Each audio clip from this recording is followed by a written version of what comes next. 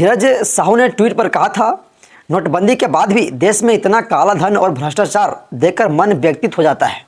जरा सोचिए, मेरे तो समझ में नहीं आता कि कहां से लोग इतना काला धन जमा कर लेते हैं। अगर इस देश में भ्रष्टाचार कोई जड़ से खत्म कर सकता है तो वह सिर्फ कांग्रेस पार्टी ही है जो जड़ से खत्म इस भ्रष्टाचार को कर सकता है। और ये खबर पूरा ऑल ओवर इंडिया में चर्चित में बनी हुई है कि झारखंड में एक राज्यसभा सांसद है धीरज प्रसाद साहू नाम के व्यक्ति, जो अब तक उनके यहाँ से 351 करोड़ की राशि बरामद की जा चुकी है। एक बार इमेजिन करिए आप कि आपके पास पर्याप्त पैसा और पर्याप्त पैसा अगर कहीं गुम हो जाए या भूल जाए तो आप कैसा महसूस करेंगे। ठीक उसी प्रकार आईटी वालों ने रेड जो सो धीरज प्रसाद साहू के यहाँ अब तक 351 करोड़ की नगद राशि जब्त कर ली गई है। तो धीरज प्रसाद साहू को कैसा फील होता होगा, ये जरा आप इमेजिन करेंगे। क्या वो चैन से सो पाते होंगे, खा पाते होंगे, रह पाते होंगे? बिल्कुल नहीं रह पाते होंगे। वजह क्या है? क्योंकि अब तक जो सो आईटी वालों ने 351 करोड़ की पर्दाफाश और अपने रकम अपने हैंड में ले ली है।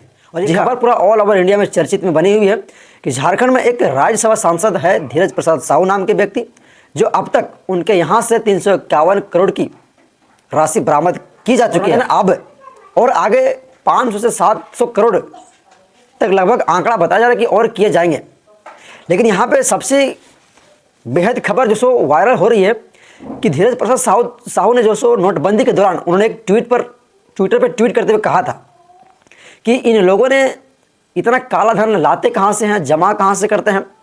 तो उसी बीच बीजेपी के IT cell head Amit Malviya ने आज उनका ट्वीट को शेयर कर मजा लिए हैं, चुटकी लिए हैं। और यहाँ पे आपको दिखाते हैं कि धीरज प्रसाद साहू ट्विटर पर क्या बोले थे जब मोदी ने नोटबंदी किए थे। यह स्क्रीन पे आप देख सकते हैं जो ट्वीट किए थे धीरज प्रसाद साहू ने। मैं एक बार आप लोगों को दिखाता हूँ कि उन्होंने क्या ट्वीट किए थे नोटबंदी के ऊपर। जरा पढ़ कर दिखाता हूँ। धीरज साहू ने ट्वीट पर कहा था, नोटबंदी के बाद भी देश में इतना काला धन और भ्रष्टाचार देखकर मन व्यथित हो जाता है। जरा सोचिए, मेरे तो समझ में नहीं आता कि कहां से लोग इतना काला धन जमा कर लेते हैं। अगर इस देश में भ्रष्टाचार कोई जड़ से खत्म कर सकता है तो वह सिर्फ कांग्रेस पार्टी ही है जो जड़ से खत्म इस भ्रष्टाचार को कर सकता है। उसी बीच अमित मालवीय ने इस ट्वीट को शेयर करते हुए खूब मजा ले रहे हैं और वो कह रहे हैं कि मैं अच्छा हुआ कि उस वक्त स्क्रीनशॉट लेकर रखा हुआ था। और उन्होंने ये भी बात बताई कि क्या धीरज प्रसाद साहू का सेंस और हुनर है, गजब का हुनर है। और 6 दिसंबर से चल रही है अब तक उनके यहाँ छापेमारी। और सबसे बड़ी बात यहाँ पर आप लोगों को बता दें कि दरअसल कांग्रेस के राज्यसभा सांसद धीरज प्रसाद साहू शराब कारोबारी हैं। जी हाँ, अभी तक जो सो खबर के अनुसार बताया जा रहा था कि उनके पैसे जो सो सांसद से आए गए थे, लेकिन अब जो सो यहाँ पे निकल कर ये आ रहा है कि वो एक शराब कारोबारी है।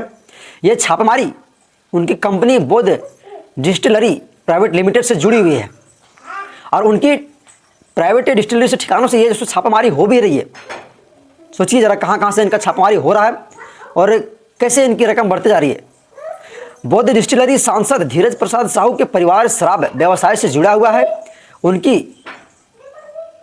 डिस्टिलरी में जो सो शराब की कई फैक्ट्रियां हैं, यानी उड़ीसा में कई शराब की फैक्ट्रियां हैं और कई संयुक्त पारिवारिक सहयोग में ये कारोबार चलाते हैं। यानी कई इनका उड़ीसा में फैक्ट्री शराब की है जो कि इसमें कई पारिवारिक लोग मिलकर इसे चला भी रहे हैं।